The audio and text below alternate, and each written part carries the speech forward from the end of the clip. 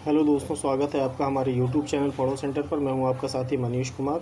दोस्तों, हमने पिछले वीडियो में देखा था बाल मनोविज्ञान के तहत विकास की अवधारणा एवं अधिगम में संबंध। वो चैप्टर हमने पूरे विस्तृत तौर पे किया था और अभी जिन लोगों ने उस चैप्टर को नहीं किया है तो उस वीडियो का लिंक जो है डिस्क्रिप्शन में दे दिया जाएगा, वो जाके देख सकते हैं।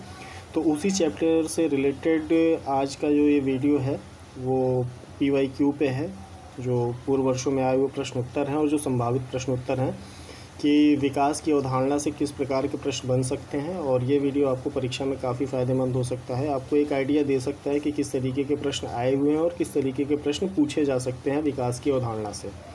तो चलिए शुरू करते हैं आज का वीडियो। देखते हैं question number 1। Kishore fill in the blanks dot dot dot है, ये खाली जगह में भरना है। तो किशोर का अनुभव कर सकते हैं। तो पहला ऑप्शन है बचपन में किए गए अपराधों के प्रति डर के भाव का, दूसरा है आत्मसिद्धि के भाव का, तीसरा है जीवन के बारे में परितृप्ति के भाव का, डी है दुश्चिंता और स्वयं के सरोकार का। तो इसका विकल्प डी सही होगा, क्योंकि जब आपको पिछला वीडियो मैंने बताया था तो उसमें बताया था कि किशोरावस्था जो काफ़ी ऊर्जा की अवस्था होती है, इसको तूफ़ानी अवस्था बोला जाता है।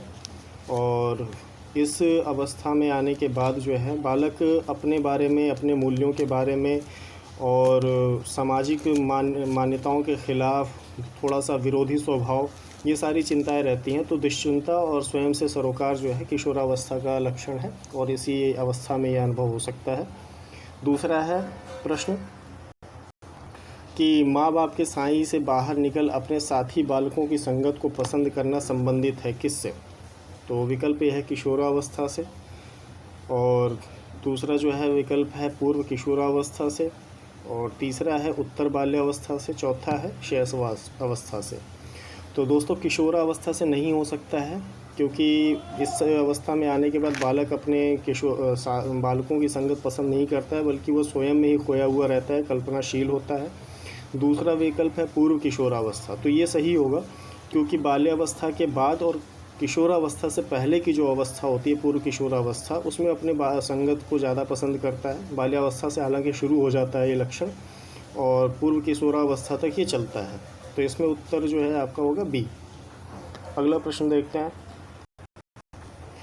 कि शर्म तथा गर्व जैसी भावना का विकास किस अवस्था में होता है। तो पहला है शैशवावस्था, दूसरा है बाल्यावस्था, तीसरा है किशोरावस्था और चौथा है वृद्धावस्था। तो शैशवावस्था में शर्म एवं गर्व जैसी भावना का कोई विकास हो ही नहीं सकता है, क्योंकि मानसिक तौर पर वो इतना सशक्त नहीं होता है कि वो इन चीज़ों के बालक इन चीज़ों के बारे में समझ सके।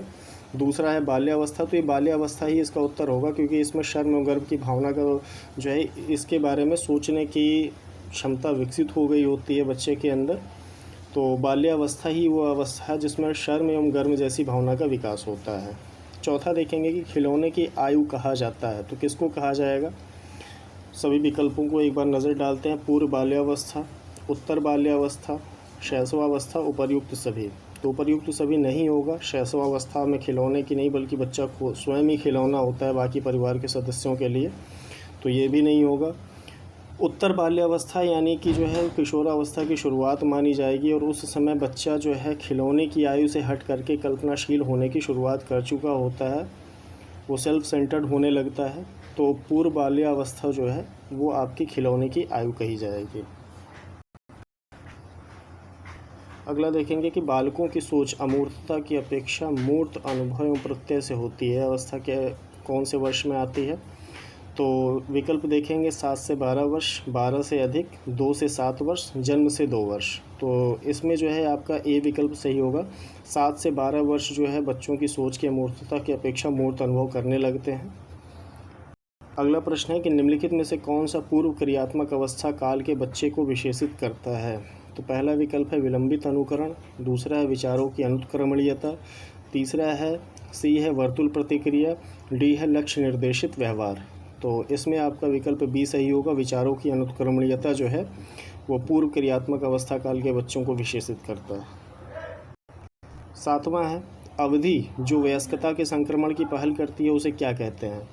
तो वयस्कता के संक्रमण की पहल करने वाली जो अवस्था होती है वो किशोरावस्था होती है। किशोरावस्था के बाद ही बच्चा जो है वयस्क होता है। तो इन चारों विकल्पों में सही विकल्प होगा आपका सी, किशोरावस्था। 8वां देखेंगे कि चालक विकास की दर में व्यक्तिगत विविधता होती है, फिर भी चालक विकास का क्रम खालिस्तान से खालिस्तान तक है। तो इसमें आपका आ जाएगा ए, और ये वाक्य पूरा बन जाएगा कि चालक विकास की दर में व्यक्तिगत विविधता होती है, फिर भी चालक विकास का क्रम अपरिष्कृत स्थूल चालक विकास से परिष्कृत सूक्ष्म चालक विकास तक है। 8वां देखते हैं कि निम्नलिखित में से कौन सा विकास का सिद्धांत नहीं है, नहीं पूछ रहा है। तो इसमें विकल्प है विकास की सटीक गति एवं प्रकृति जन्म के समय ही निर्धारित हो जाती है।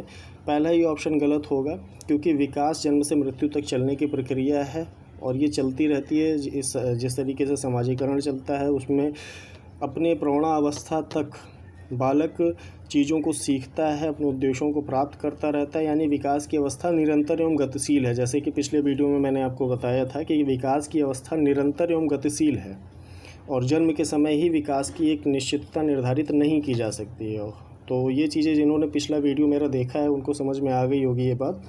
और अगर अभी आपने पिछला वीडियो नहीं देखा है तो उसका लिंक डिस्क्रिप्शन में दे दिया जाएगा, आप जा कर के देख सकते हैं।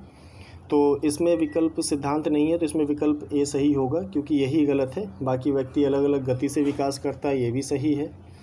विकास तुलनात्मक रूप से कृत्रिम होता है, ये भी सही है। विकास समय के साथ धीरे धीरे घटित होता है, ये भी सही है। निरंतर एवं गतिशील है। अगला देखेंगे प्रश्न कि निम्नलिखित में से कौन सा विकास के व्यापक आयामों की सही पहचान करता है।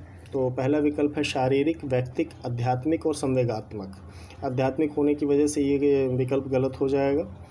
दूसरा है सामाजिक, शारीरिक, व्यक्ति और स्व, तो ये भी विकल्प गलत हो जाएगा।